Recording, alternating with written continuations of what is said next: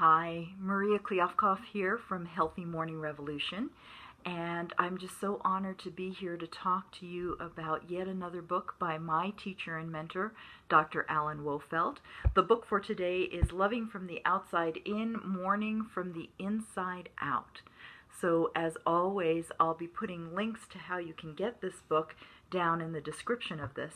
But in the meantime, what I want to talk about is what this is all about, because it's just such a beautiful book, and you can see it's kind of a small book, but it is filled with wisdom and clarity. And what it talks about is the recognition that when we love somebody, we love them from the outside in, and they create an imprint on our heart.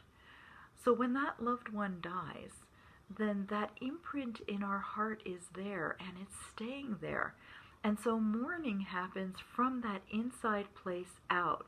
And it starts with grief. It starts with that inner experience of the loss, but eventually it does need to come out, and it does need to be expressed. So we need to make a commitment to that journey of truly choosing to go on the grief journey and to convert our grief to mourning in healthy ways.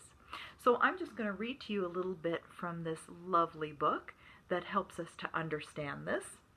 And what Dr. Wofelt says is, first you must set your intention to heal. Intention is defined as being conscious of what you want to experience. A close cousin of affirmation, it is using the power of positive thought to produce a desired result. With commitment and intention, you can and will become whole again. That's so important. With the combination of commitment and intention. So it's so important that we decide that we are going to do this. And I say that because, there are people who believe that once they're grieving someone, that's now a life sentence, and we're going to be grieving them for the rest of our lives. And that is true. We will be grieving them for the rest of our lives, because the reality is they made an imprint on our heart. But grieving is the internal experience.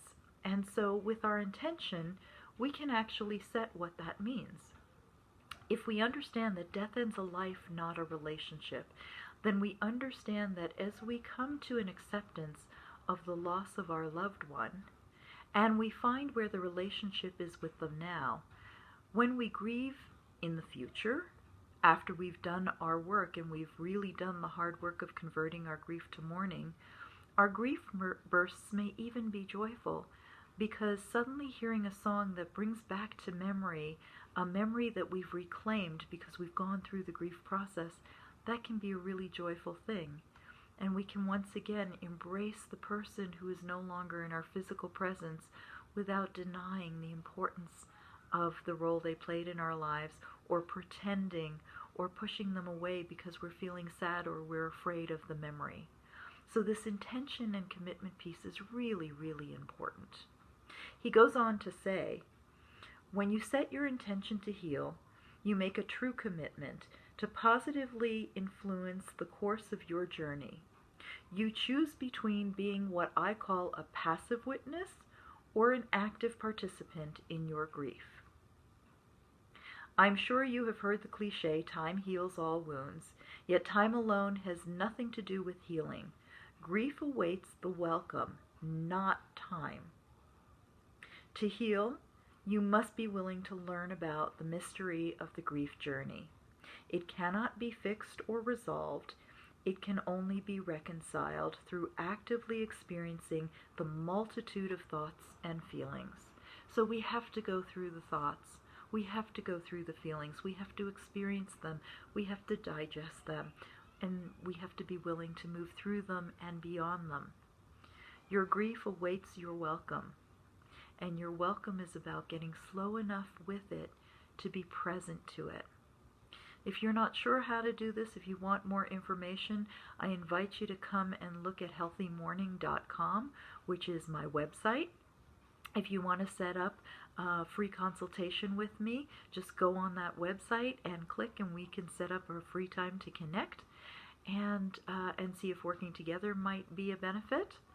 If this video has been of help to you, then I encourage you to please write a comment. Let me know if you've got a recommendation of a book or a CD, something you want to share with other people.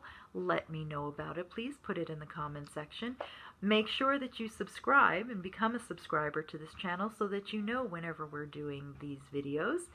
And if you want more information on the difference between making grief your enemy or actually setting a clear intention to step into the grief process and what that might look like, I invite you to go over to the podcast, because I've got a podcast on just that I released this week. So I'm wishing you much ease and grace in your grief journey. Please stay connected. Much love. Namaste.